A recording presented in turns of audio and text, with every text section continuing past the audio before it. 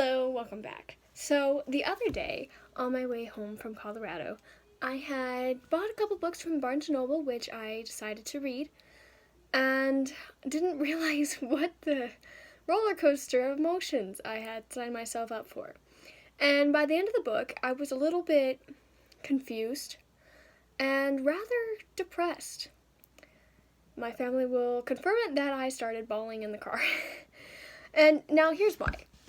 Because this book was stated as a sort of adventure story. It was an adventure where, things have already gone enough wrong that you don't think anything more can go wrong, so you don't expect it to. Wrong. Now, what I wanted to do in today's video is kind of just analyze book endings, why they worked, why they didn't work, specifically to character deaths. Now, I'm not going to say the name of the book that I read because I don't really want to spoil it for anybody. However, I will say it was an okay read, not my top favorite. However, my biggest problem with the end of the book was that very much how the author ended the love story. Because the entire book was marketed off. Sorry, my hands are really big when they go up next to the camera. Anyways, the entire book is marketed off of the fact that this girl and her best friend, since they were like 8, she's starting to feel feelings toward him, and she kind of wants to become a couple, but he's dating someone else. So they go on this huge camping trip. His attempt to get her out of the depressed hole she dug herself into after her grandma died. They go on this hiking trip to a fire camp somewhere. I don't know. It's in the wildfire season, probably in California. No, Oregon. I'm not sure. Somewhere over there. But anyway, they're on that big hiking trip, and then everything that can go wrong does go wrong. They crash his truck into a deer.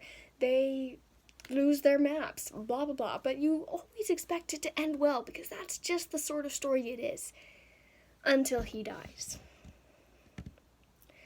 Why? That was the biggest question that came over me when I finished the book. Why? Why did he have to die? Was it simply a pull for emotion? Because it worked, but it didn't seem like it was that well put into the story. I understand from a meaningful perspective, but the way he died was so...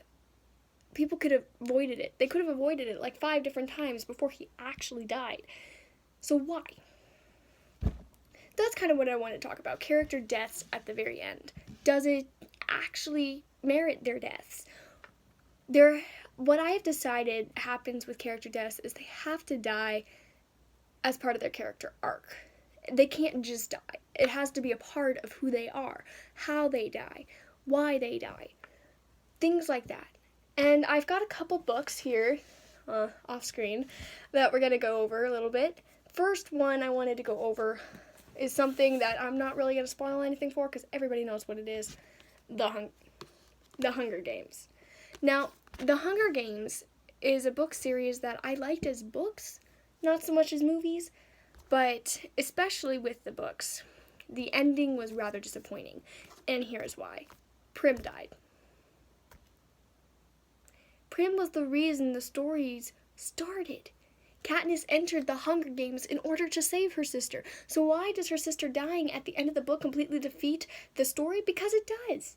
If Prim had lived to the end of the book, it would have been a much better book series. Katniss wouldn't have spiraled off into a depressed hole, and, it just would have turned out well.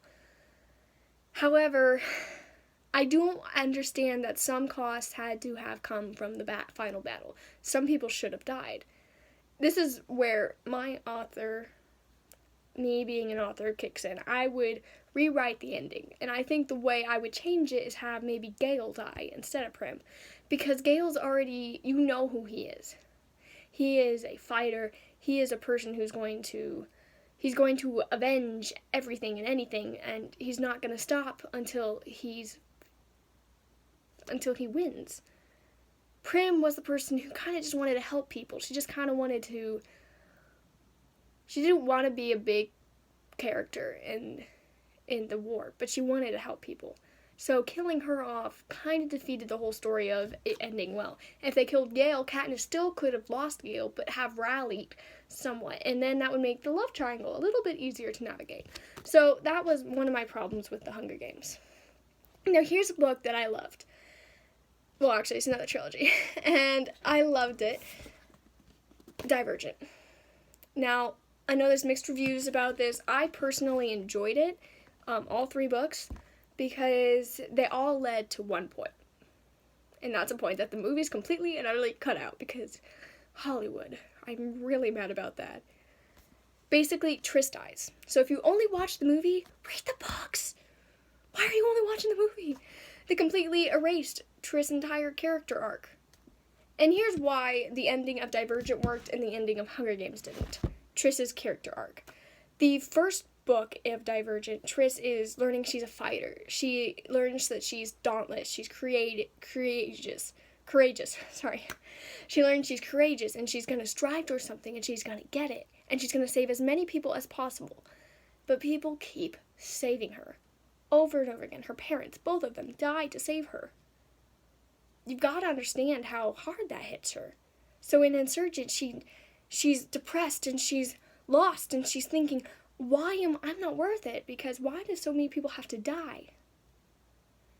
But Allegiant, she takes the reins, and as mad as she is at her brother for whatever he did, I'm not going to say, but as mad as she is about her brother, she can't let him die to save everybody. Because that's not who she is. That's not who she became.